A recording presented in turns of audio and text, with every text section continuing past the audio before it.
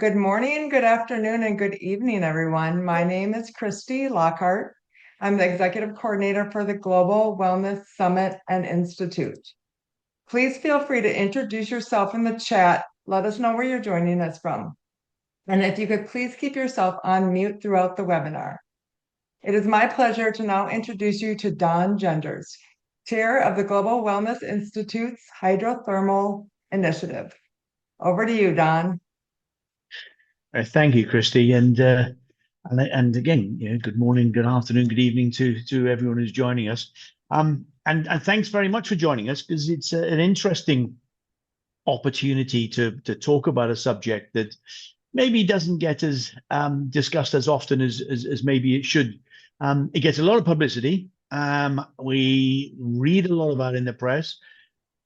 We read a lot of information we don't know is true or not, and I'd like to be able to discuss this with the panel we've got here today to try and dispel some of the myths, and also to, more importantly, to reinforce the true and proven benefits to anybody considering cold therapy, either on its own or as part of contrast therapy within a thermal bathing experience. Right. I'd like to first of all start with our panelists and discuss or ask them to tell us a little bit about what they do within our industry. And I'm gonna go across the as I see the photographs in their screens on my screen. So Alina, can I ask you please first for just a few words on you and what you do? Thank you, Don, and it's lovely to be here. Thank you for inviting me. My name is Alina Hernandez. I am the founder of Wellness Innovation Hub. I also co-chair the mental wellness and the touchless wellness initiatives of the Global Wellness Institute.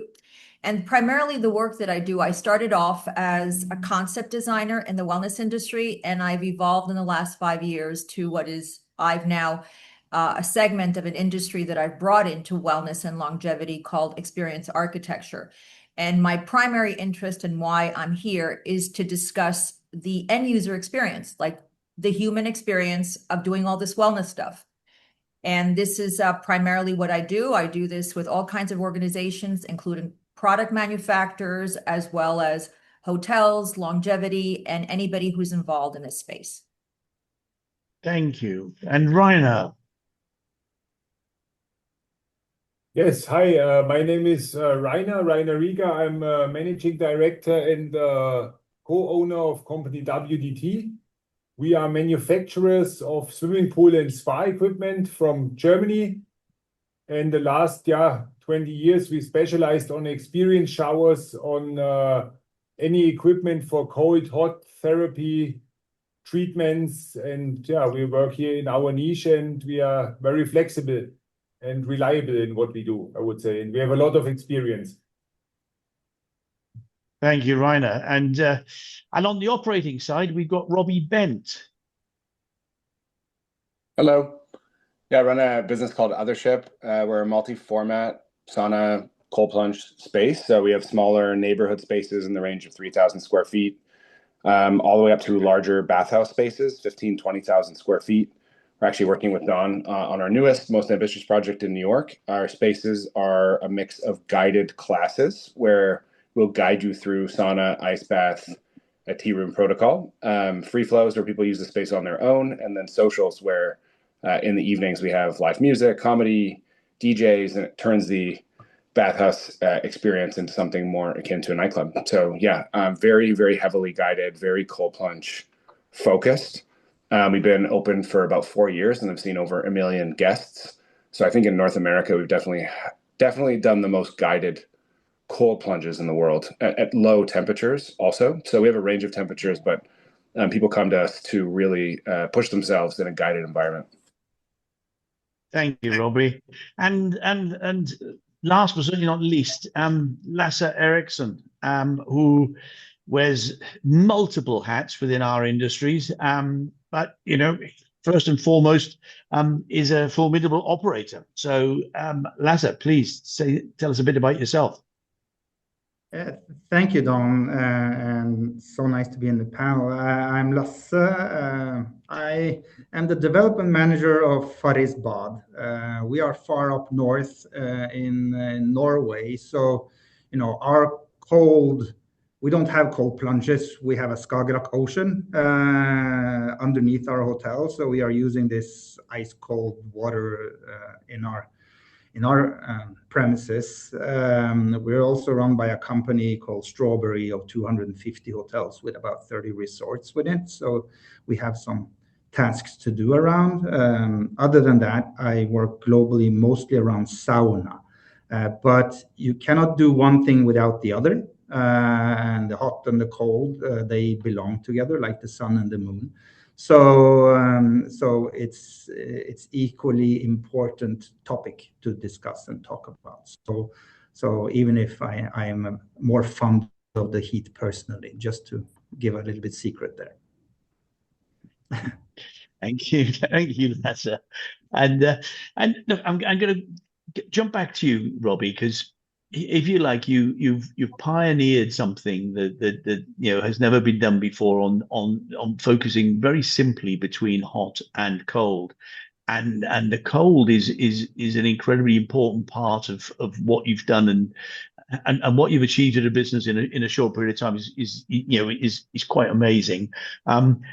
So you have to have proved the need.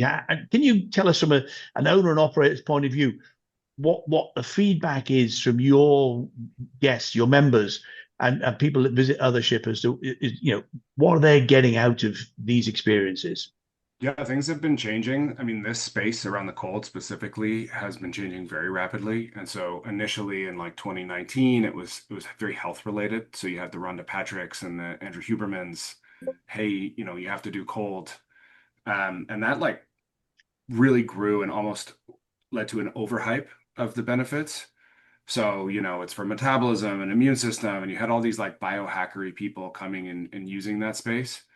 Then things kind of shifted to, going out to places without alcohol. And then as people use these, most of the time, they're not really coming for the health benefits. They're coming because it de-stresses them. And so in urban environments, where people are on their phone all the time, this is like a stimulus that just makes you feel better. So what we found is there's like a whole bunch of noise in social media land of like cold plunge is a cure for everything. Then it became, a lot of, oh, women shouldn't cold plunge.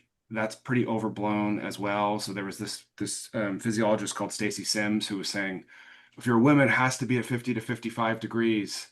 Like there's no studies on that. That number is just made up. The studies are on for 10 minutes at that time. And some of the studies are on rats. So if you like really look in, there's no negative results at lower temperatures, but it's also, you don't necessarily need those temps to get the benefits.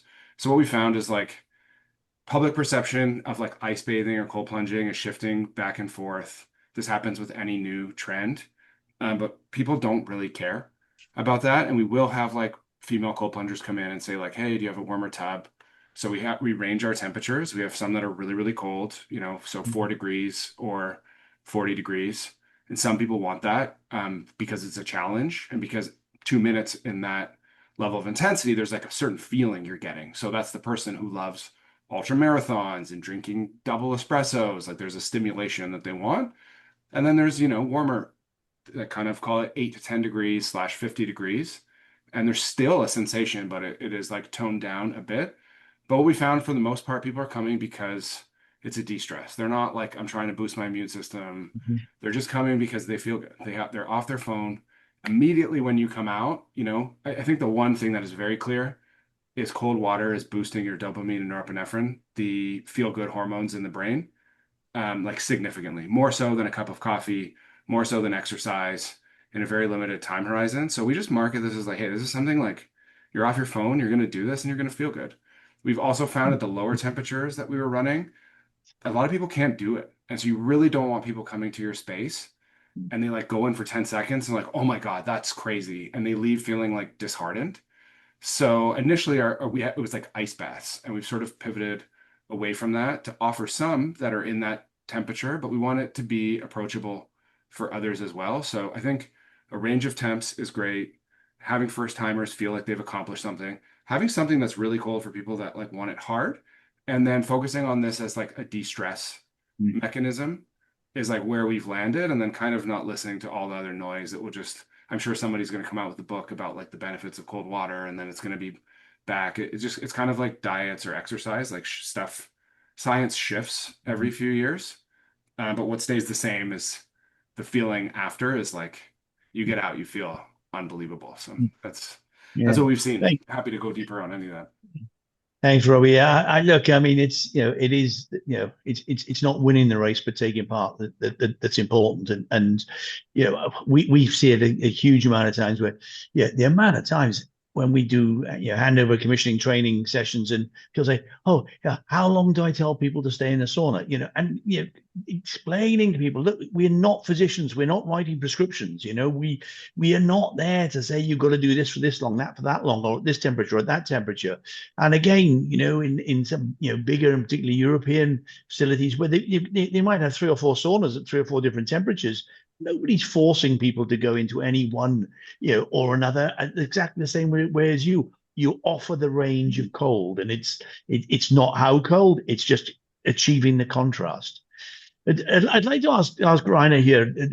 Rainer, look, you've been selling technology into our industry now for a very long time, and can you must spot trends by the types of inquiries you're getting within the industry.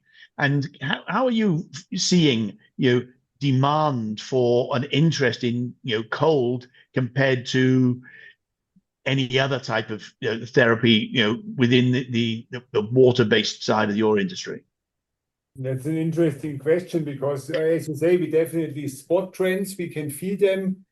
Like 5, 6, 7 years ago, the salt trend was very, very hype. The creating rooms with the salty sea climate which is good for the respiratory, for the skin, and so on. And since 3, 4 years, we really can see the cold trend, demands for ice fountains, for snow shower systems, more and more cold shower applications.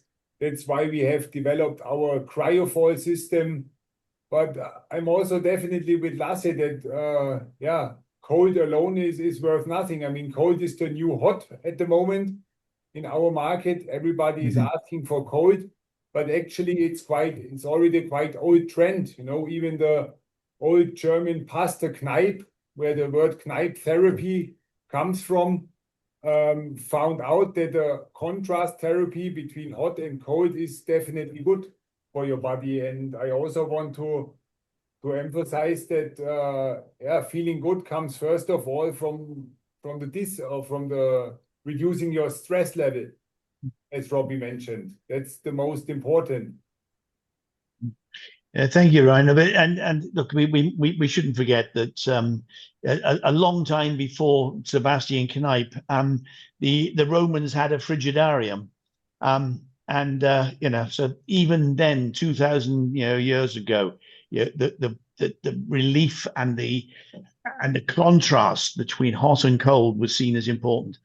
Alina, can you tell us a little bit, please, about because you look at our industry through different eyes to the rest of the panel, and can you tell us a little bit about how you see contrast therapy, and in particular, with an element of cold? And I know you've worked quite considerably with Techno Alpine on developing a program in this field. Please tell us more.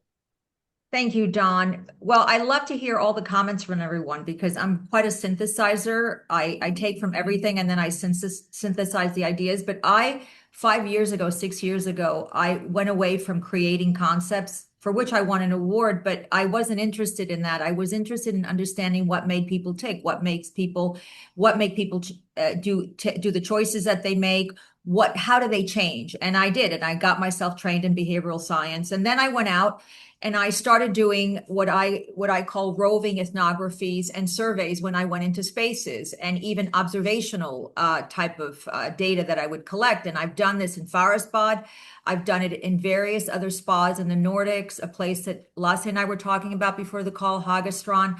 I've done it in 6 different places in the Southern Tyrol, in Germany, in Switzerland, and in Italy. And what I found out about, people, what they do in thermal circuits, and most particularly what they do for their cold exposure, whether it's cold air exposure or cold water immersion. And what I found out and what my data tells me is very interesting, because what I came to understand is cold water exposure post sauna. And I've had the privilege to go to Farasbad and was privileged. It opened my eyes completely about heat experiences. And I became a fan. I've been to 2 Aufguss championships, etc. But what I found out is currently the lens of cold is primarily experienced by people, because I'm always interested in what the end user experiences. And it's experienced through 3 primary competing lenses. One is a recovery tool. We talked about it. They use it, the user understands it. It's good for them, but they don't really know why or what they're doing or how they should do it. I've seen this in places from the Indian Ocean, as I said, all the way to the Nordics. Cold water immersion versus cold air exposure. Then people also sometimes do it as a novelty, and this is a first-time curiosity, and it drives entry. And most of the time, I've seen it as a social space type of activity where, people may hang out, they have a conversation, they share experiences, and then they dramatically increase their dwell time and experience and enjoyment as they go along. But most importantly, what I began to see is that a lot of people report their initial entry into these environments as being intimidating, whether it's cold air or cold water. And what I came to understand is that the barrier is psychological rather than physical.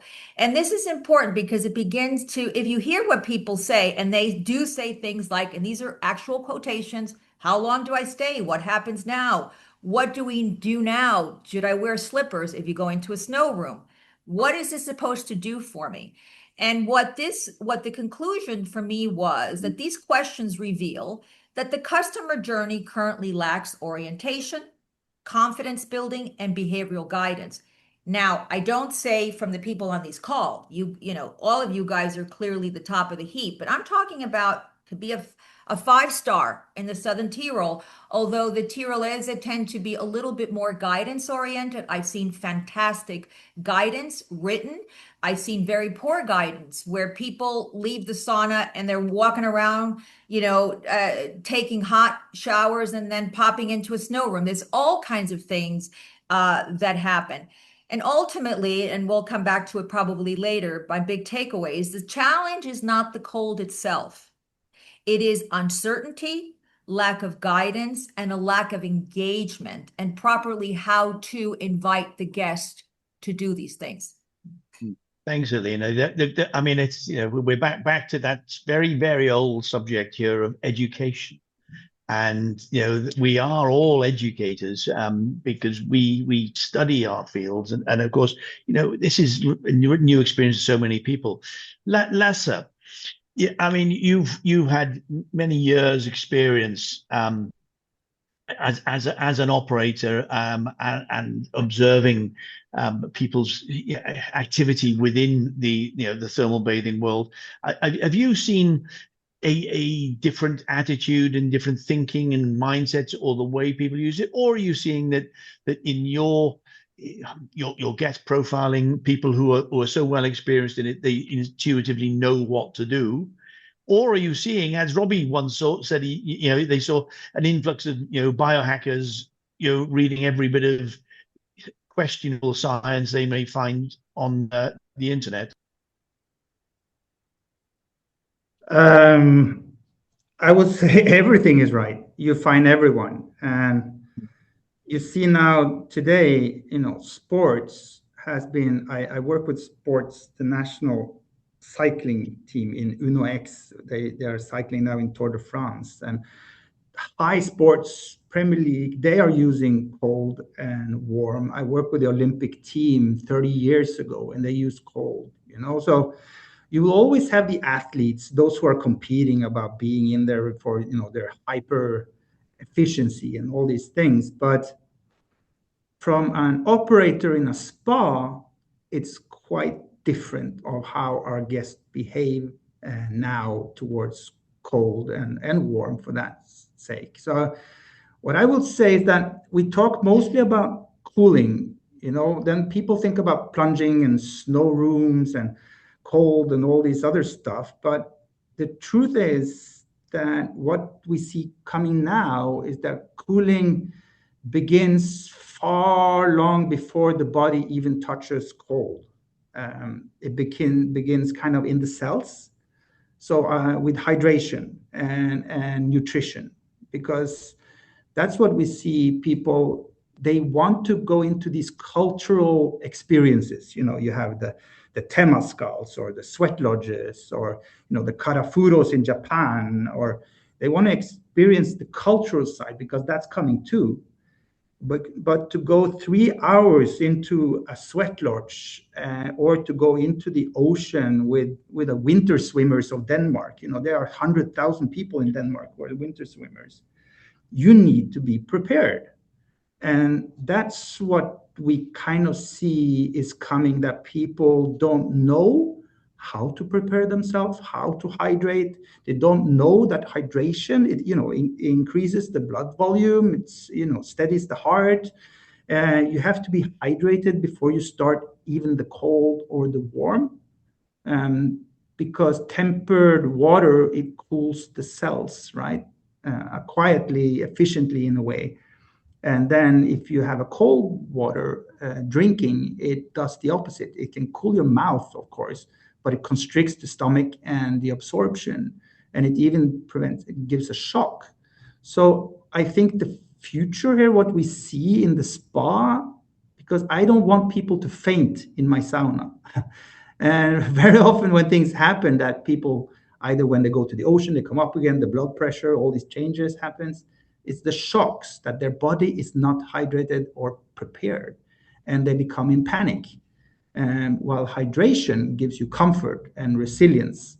So to kind of wrap that up, I believe that, you know, what we are trying at Farisbad now to work with our guests is preparation. Hydrate, you know, an hour, 2 hours, drink, nutrition, how you prepare. So your cells are full, so you're ready for cooling. So you can, your adaptation, you're more intelligent in your internal cooling system to cope with different challenges. And I think that's one of the things which is important for future way of cooling, that we have to first be prepared inside before we start outside. And then you can go to ice cold water for a minute or 2 minutes or 5 minutes, but it will be so tough when you are not prepared for it. And that's the challenge I see in this industry, that we have so high demand now. The trend is going. We have, you know, Japan increased with 1 million more sauna goers from 23 to 24. That's quite a lot of people, and they need to know what they're supposed to do. And the same is in ice bathing and cold bath and all these things. We very seldom tell them how to prepare themselves for it. We very often talk about what they can do on the external, but it's actually the internal preparation, I would say, is the future to make it more sustainable and safe. Because number thing is, one is safety, and then everything can happen. I don't Thanks, know. Lasse.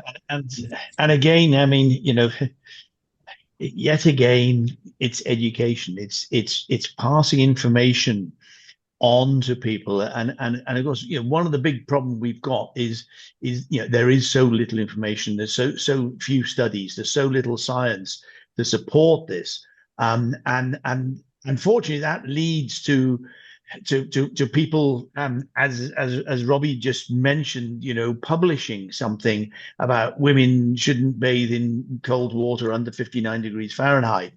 And, you know, and that's based on a test on 2 gerbils and a rat.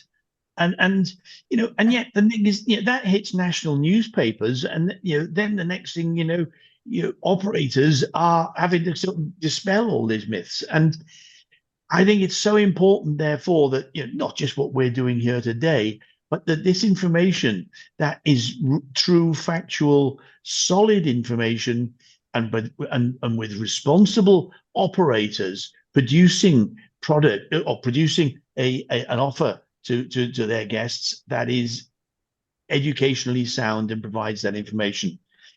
Robbie, I mean, I want to just go back to this just very, very briefly on this, that you obviously are seeing a trend that you mentioned that the biohackers come and go and all the rest of it, but the longer term guests you've got are sorry, I don't get some echo there. Sorry, so the longer term guests and members of othership are coming out the other side, if you like. Is that something that you feel that the people who are in it for the long run are the ones who are the educated ones? I think it matters about education. Like we started like targeting the health people, and they would come, and we had this whole spiel about inflammation and immune system, and then like when it comes time to get in an ice bath, nobody cares about that. Like they just like it's like drinking coffee, like in the 1990s, there's coffee, Folgers, and like Starbucks, and people were like, "Whoa, like there's so much coffee," and now you have 4 coffee shops on every corner, and people want it even more. And it's just something that makes you feel good, like there's benefits. What we're seeing is that people who use this most are people who come out and they associate like, wow, I feel significantly better. That's even the way I use it. Like, I've done this stuff for 8, 10 years, 3, 4, 5 times a week. And there's not a week that goes by where if I don't do it, I'm like, man, I would love a hot cold right now. And so the biggest problem we have as operators, though, is like that first time journeyer who comes in and it's too cold, or they have, even more often, is they have a great time, they feel great, but they don't realize like, oh, this is available to me anytime. So it's like, you go to, they kind of look at it as like a restaurant they go to, and then it's not in their daily habit the same way exercise is. So like 30 years ago, exercise was like legitimately bodybuilders and athletes, and now everyone exercises. It's just, like, oh, it's got to be in my week. I got to either walk or lift weights or do something. And so sauna and cold in North America, at least, it's very new. And so you go once, you have a great time. You go twice, you have a great time. What we see is once someone uses it like 7 to 10 times and they know, hey, I'm going through a breakup, I got in a fight with my child, I lost my job, I have a lot of work to do, and I can instantly reset. Like the barrier is lower. Like exercise hard, 6 p.m. Like, do you want to go and do sprints after work? But like, oh, I want to go sit in a sauna? Absolutely, So I think there's a massive educational process happening in North America where people have tried it because of novelty, as Alina said. It's like, oh, I heard about the ice bath. But like taking those people and bringing this into a habit the same way it is in like Germany or Finland, where you grew up doing this, So I think there's just going to be an absolute explosion in the US over the next 20 years as people try it 7, 8, 9, 10 times and know, I'm stressed, I can do this, I'm going to feel better. That's like the customer. The person who's just like, oh, I want to, biohacker recovery. I think that's niche versus like every person in the world that wants, every single person that lives in the city right now, everyone is like, yeah, I'm stressed. So that's the person that we have to educate to keep coming back. Thank you, Robbie. And Alina, where do you see the industry going? I know you tend to stand back and look at everything within our industry from a bit of bird's eye view, which is great because it helps us, all sort of see the future instead of concentrating on, what we all need to look at today, particularly people who are running businesses in the here and now. But what do you see, coming in the future? Do you see, contrast therapy, which really wasn't talked about? Everybody used to, go to spas and would use thermal bathing facilities and everything else, but the cold was never ever talked about as importantly. But do you think, we are seeing a new movement where, one, has to go hand in glove with the other today? Are you seeing that from your bird's eye view of our industry? I'm seeing that and more. And I think to properly address what you're talking about, I'd like to go back to something that I heard Robbie say, which I'm on board with 1,000%. He used the word habituated. Okay. And I can tell you, after having, coached over 180 hours people, not because I wanted to be a coach, but because I wanted to understand why people do what they do, what drives their behavior. So you talked about education. Education from the perspective of just giving people information without supporting, and the word is supporting and guiding, how to use that information is kind of meaningless. That's why, in answering your question of what do I see in the future, we have to move from the prescriptive paradigm of protocols and telling people what they should do and how they should do it, but rather find out where their joy is, where's their sweet spot, having them experience the enjoyment of the experience before we're telling them how to do it, what to do it. Because if people literally like what they're doing, if they get into an ice bath, if they go into a snow room and they loved it, they're going to do it again. They're going to do it again, not because you told them that it's going to do this and this and this for them, because some scientists, which is completely irrelevant to them because they don't know. People who ask for the scientific information are the ones who are curious and will say to you, well, tell me more about that. But the average person doesn't care. They don't care about this study and that study. What they care about is to be safe in their environment that they're doing, whatever they're doing. So the key is the engagement part, getting people to find out what's important. If I know what's important to Don and I know what's important to Robbie and Lasse and so on and so forth, I can do a better job of giving it to them because I know what it is that is important to you. So the first thing is we have to move away from this prescriptive idea of telling people how they need to do what. When I used to do the ethnographies for Techno Alpine, and I used to go to these places, and the first thing I used to hear people right out of the sauna is, going in the cold, I don't like the cold. And there was this immediate perceptual thing of, I'm not going to go in the cold. In the places where the Aufgussmaster was pivotal in inviting the people into the snow room, then entertained them, distracted them. I've always said that one of the biggest takeaways that I had was going to Forest Bad, experiencing that extraordinary, when I heard them talking about the steam and the power of the steam, I was engrossed in this story. And I, who couldn't even go into a hot room for half a second, couldn't wait to hang out for 20 minutes. And that's science. It's perceptual. The senses are perceptual. I'm not going to geek out on this. I'm not a scientist. I know about it, but what I'm trying to say is, we need to find ways to engage, to entertain, delight, and keep people interested in what they're doing, because then how hot the sauna is or how cold the water is becomes almost irrelevant. It's why kids play in snow for hours and hours and hours. And if you say, are you cold? What cold? They don't even realize it's cold. And I think, to answer your question, we need to move into another space where whether the spaces, the experiences, and even the team experiences that we're designing, we're not designing them from the perspective of what I think others want. I'm really clear on what they want and what they need, and then I'm bridging those two things. And into the future, I see that happening more and more. With the advent of AI and AI agency, we're going to be able to develop operational systems that can actually support operationally, understand the behavior, translate the behavior into improvement, iterations in the space, whether it be the actual infrastructure, the design, the equipment, and yes, the experience. Yeah, I love that. I think that the try it and you're sold concept, I think, is it's very true. It is the exhilarating feeling of true contrast therapy. It does just that. You want to do it again, and it empowers you, and you feel good, and you feel you've made an achievement, and then you think, well, it wasn't so bad. I don't mind doing this again, and it's true. It doesn't take long to do this. So, Robbie, whose entire business is almost based on guided hot cold contrast therapy. I think that the future is looking good for Robbie.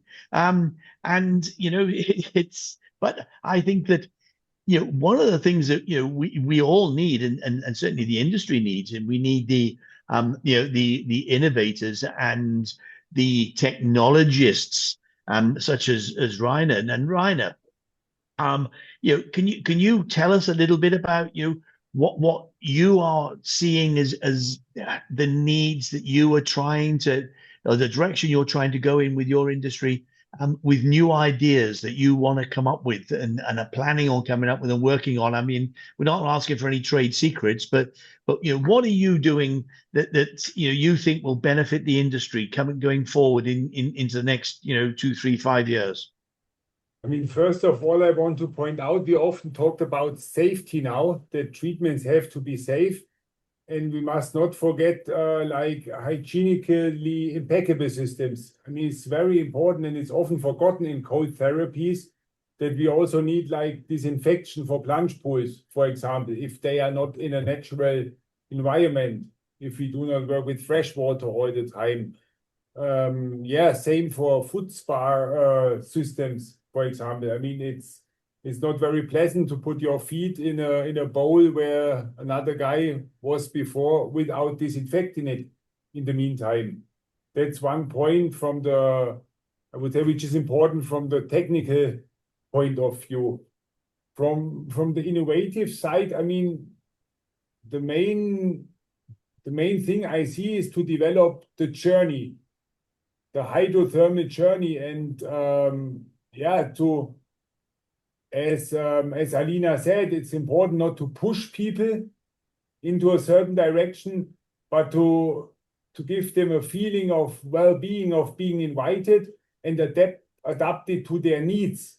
I mean, a first-time user in a cold therapy would not start with a ice-cold plunge pool. He rather would start maybe with a soft, cold mist shower to get adopted slowly to this whole procedure, because we all know that cold therapy makes only sense if I do it not only one time and then never again. It's a process, it's a development that you have to go through to find the pleasure, and then to go one step higher on the ladder, maybe. And this combined with like AI tools, I think that's a very interesting topic for the future. Like in fitness equipment, you already have like certain, certain algorithms. You have your chip, they know you, and they know which level of performance you are able to bring. And I can imagine this very well being integrated in like cold therapy journeys. Okay, thank you, Rainer. And Lasse, do you see the industry needing to evolve in any particular direction? Both from a science point of view and from an operational point of view. Do you see the industry moving in any particular direction and new trends coming through from what guests are experiencing? To Lasse?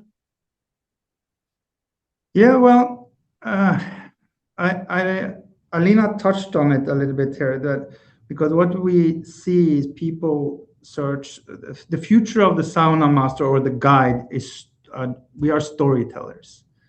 We bring people on journeys through either whatever intention is set. And I see that's a future way that the power of the storytellers are coming back. We are quite primitive human beings. We were starting by sitting around a fire and listening to stories. And we have a super skill as humans, which is called imagination. And that's kind of the storyteller's power and the human power that we start to find back to. Regarding science, yes. Recently, actually in Norway, we got prescription for going to sauna for social and mental health. To Wow. actually go to these steps to come into a national healthcare system, you know, where do we actually want to go? Are we just want to be there for relaxation for those who can afford to go to your spas or can afford to go to these things, or do we actually capture everyone in the society here? And I think the future lies in the science. The future lies in the studies. Everything we have to do that too. Even if I have a board member in my Norwegian association, he's a doctor, Eric, and he says, I don't need any science to prove that this hot and cold is right because I feel good. So I don't need it. But that's most of us, we don't need it. But we need it to be approved to come into a national healthcare system, to be listened to actually come into the depth of Medicaid and other stuff of how we can treat human beings and our partners and our, you know, people in life. And that's where the science comes in. Maybe we don't feel we need it that important. We don't need to talk about it, but we do, especially some of us who has it as a kind of life goal to you know, to push it through. And that's why we need the science, and we need more of it, not for fun, but to help those who cannot afford to do all these things we know is good, and elderly and young and poor and others around the world. That's why we need it, I think, in a way. Thanks, Lasse. Yes, well, I mean, you know, this is the prevention rather than cure, and the fact that, you know, why do all these countries that we all dwell in call a medical place a health center when actually it's a sick center. And, you know, we should be having health centers which are actually seriously promoting health and teaching people how to take better care of themselves, and working on the prevention is better than cure. And of course, you know, the world we're in is you know, hugely popular with people who do seek, you know, to build their immunity systems, and take control for their own wellness. And I think that is a hugely important part of where our industry is going. And Robbie, can we come back to you just a moment? And because you said at the beginning of this chat that you're offering a range of different temperatures in the pools. So, you know, it's not just one, you know, cold pool of sort of, you know, 4 degrees C, 39 Fahrenheit. And well, that's your choice. You get in it and get on with it. You are allowing people to the choice and the ability. And of course, you know, you've got showers as well where people can cool down. And are you seeing that's an important element, this ability to choose and to learn? I think there's going forward. two variations that are important. So one, if you only have one cold plunge, there's a bit of a challenge. So I think you want people, there's a group of people that want something between 40 to 44 degrees. So call it colder than 44. And that's like cold. That's like ice bath. We usually guide for 2 minutes. When you get out of that, the norepinephrine dopamine is so intense, it's akin to a very deep meditation or psychedelic medicine experience. And so our classes are on themes like gratitude, acceptance, that they're emotionally driven classes. People come to us and they say, hey, we're actually doing this instead of therapy because it's much cheaper and it helps me get into my body.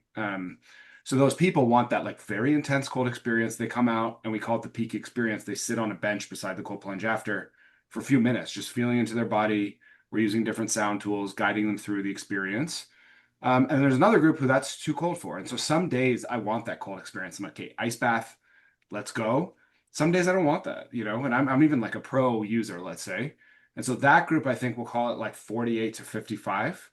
So if you only have one, you know, at 48, 50, that's not cold enough for the hardcore who's like really looking to push themselves.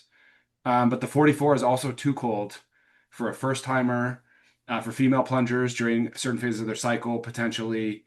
Even if it's just a day where you don't feel like you want to get stimulated, perhaps it's at night. So I like to have two. I don't think you need more than 2 ranges, but those are kind of, you know, anything under 44, and then sort of 48 to 55. Above 55, you start to get into a range of it's not quite a cold plunge. And so the feeling after, it's not there in the same way. And then it's also like, how long do you want to be spending in that experience? And so for us, we find a good amount of time is around 2 minutes. And so, 6 minutes in the cold plunge, we haven't seen our customers wanting to do that in like a small vessel. Like they're not giant pools either. But so that's, if you're operating, I think in those two temp ranges is good. What we've seen, like we've also tested at like 60 and 65, and at those warmer temps, people kind of are like, is this a cold plunge? So that's 55, I think, is the upper end of where you would have a cold plunge. Yep. Thank you. That reminds me, where I grew up, 55 was the summer temperature of the sea, and we spent Yeah. we spent our lives as kids running in and out of that and not caring. But no, I mean I think, look, what I think there's almost a message coming out. I know we've only been short talking here for 45 minutes or so, but what I'm seeing is the message is that it's a way of doing this for everybody, that there are no sort of hard and fast rules, and that every facility needs to offer the flexibility. They need to enable people to discover what works for them, and that's what you're describing, I think, very well, Robbie. And that's you're not going to sort of stand over somebody and make them do something they don't want to do. You're guiding people and enabling them to learn, and it's that educational process that people benefit the advantage of your knowledge that your team and that your guides have got.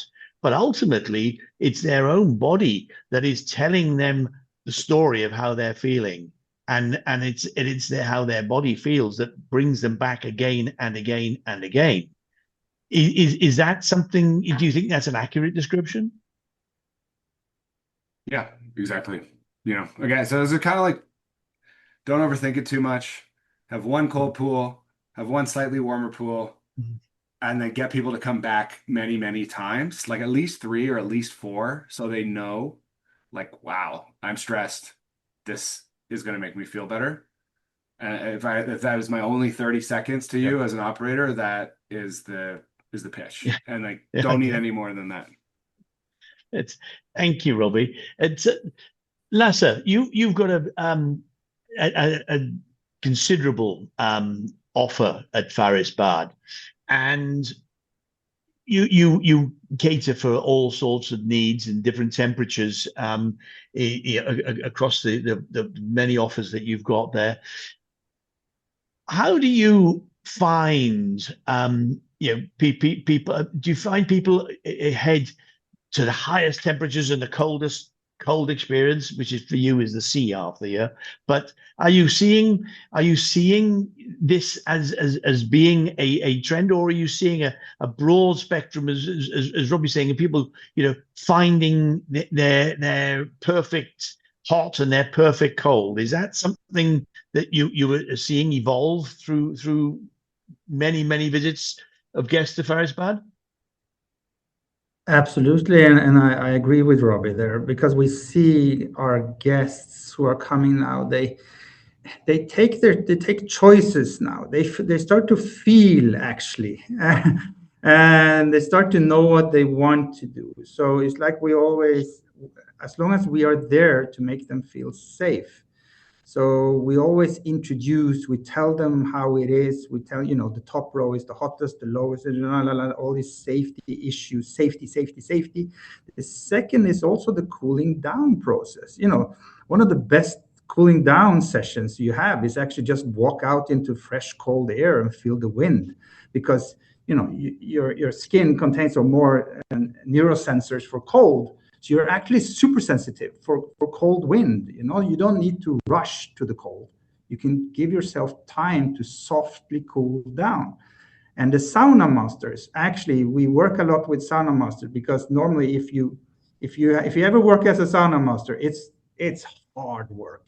when you do things, and you need to be prepared. And we don't go to the hard cold because the cold demands so much energy of you. So sometimes we use soft cold during the day to actually have the power through the day, because the moment you go into very deep, hard cold, you produce so much energy that it spends so much that you cannot last the full day because you have a day tomorrow too. So you need to kind of save your energy through the different types of temperature regulations. So for guests and sauna masters, we always tell them, feel free to do what you do. We follow you to the beach. We can stand on the beach and watch the stars and feel the wind or the rain. Or you can just dip your toes into the water, or you can go all the way in. It depends on what you feel like you want to do. And as Robbie say, we have a quite vast majority of people now that actually dare to do it. Alina mentioned it earlier that, when you go back 10 years, people were asking how hot is it and how long does it last? Or how cold is it and how cold, what do I have to do? Well, now they actually don't ask the questions anymore. They kind of know that I can leave whenever I want. I can go wherever I want. I can take a cold shower. I can choose my temperature, which is comfortable for me to feel safe in whatever I want to do. But the storyteller or the guide is there to follow you into the ocean or follow you into wherever you feel like you want to do. So it's for spas and operators, I would say you need to allocate hours for your staff. The biggest problem I have with efficient spas and all these things is they try to be so efficient that they forget to put hours into this. It takes time to take care of your guests. And these facilities who has the best storytellers and the best guides, they actually support their guides, and they have enough staff on time to actually do the work and not leaving people alone into the facility and running around by themselves all the time, unless they really want to though. But it is an investment from the spa that should be done to make it happen. Yeah, that's a good lesson there. I mean, investing in your staff, investing in your team, caring for the team. It's as important as caring for the guests, because if you want your staff to care for your guests, you've got to care for the staff, and you've got to look after them. And a part of that process again is back to this education word that it keeps cropping up in the whole of this conversation, is because it's the education side of it is not just educating the guests, it's educating your staff in the first place so they can educate your guests and they can teach the guests so that the guests can get the most out of what you have to offer, because that's incredibly important as well, because a guest that doesn't get as much out of a visit to a facility as they possibly can through poor education, I mean, that's a damning impression of your business if you're getting people through the door and then you're not making the best experience for them once they're there. And I mean, that's something, Alina, I know you think very strongly about looking after your people, and could you in just a couple of minutes expand upon this whole concept of you look after your people, they look after your guests, and everybody looks after you as the owner operator of a business? Yeah, and I can boil it down to three key things, Don, and they're absolute mirrors that if you look after your people, they will mirror looking after your guests. And in my mind, it's pretty much three things. Remove uncertainty. I go to so many different places, and and to what Lasse was saying, I mean, in Lasse's place, Forest Bad, they take it to a whole different level. And I can't emphasize that enough. I haven't been to Othership yet, but I can tell you it's like literally one of my favorite places on the planet, because the people there really know. So if you remove the uncertainty for employees of what they have to do, you're gonna remove it also for the guest. I mean, one goes in hand with the other, and it means, you give them confidence and you tell them all those things. Like Lasse said, 10 years ago, they didn't know, but after you've been to Forest Bod for 3 or 4 times, to Robbie's point, but in the first few instances, you don't. The second point is really for employees and for guests, we need to understand that it's not about the exposure per se, but it's about the engagement, which is a core human need. Talking, meditating, participating with them. And the employees need those things just like the guests do, the same exact thing. And then last but certainly not least, and I think that Reiner brought this up too, we need to remember that for employees as for guests, we need to design for emotional safety before physical benefits. And that means your employee needs to trust what you are doing and what you're asking them to do, because if they do, then your guests will. So you're removing those last barriers to what can be both for the employee primarily, do I really understand what's going on? And then am I confident to be able to deliver that to the guest? Thanks, Helena. Okay, we're coming to the end of our time here, but I think that, without a doubt, everybody here agrees that, if you get hot, you got to get cold, and that's absolutely essential to the entire experience, and to the euphoric feelings and experience that the contrast therapy can give you. And I think we all need to, and everybody here, and then people who are operators or potential operators or people considering it, there are a few ways in which people can cool. I mean, we've got water in all its shapes and forms. Whether that's the simple cold shower or cold mist shower, whether that's water in a pool, a lake, or the sea, whether that is water that is falling from the sky as natural showers, whether it's frozen water coming down on you as snow.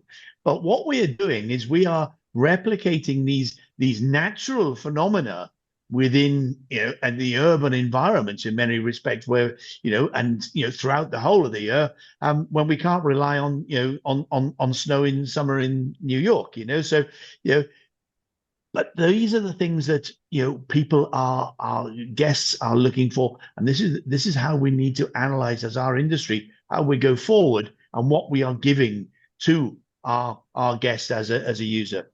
And finally, to make sure we do it in a clean and hygienic way. Reiner's mentioned that, and Robbie's mentioned that, and the water safety, the water hygiene, and the hygiene within the facility. That is such an incredibly important side of what our whole industry should stand for. Is there anybody else who would like to quickly jump in with anything here before we close? We've got officially 1 minute left. I would just say hydrate. Hydrate. Yes. Before and after. And don't fill your stomach with food when you're about to do both. Yeah, it's an interesting one you mentioned about hydration, Lazar. Years ago, when I first came into this world through the health and fitness industry, and it was somebody taught me then that drinking cold water really isn't the way to feel better, because your body's got to heat it up before you can rehydrate it. So drinking temperate and warm water actually rehydrates you faster than a bottle of freezing cold stuff. But anyway, thank you all very much. Thank you, everyone. Yeah, thank you, Don, and thank you to all the panelists. We will be sending out a recording of this webinar to everybody that was registered, and I hope you all have a good day. Thank you. Thank you. Great Thank you. webinar. Thank you. Thank you very much. Thank you.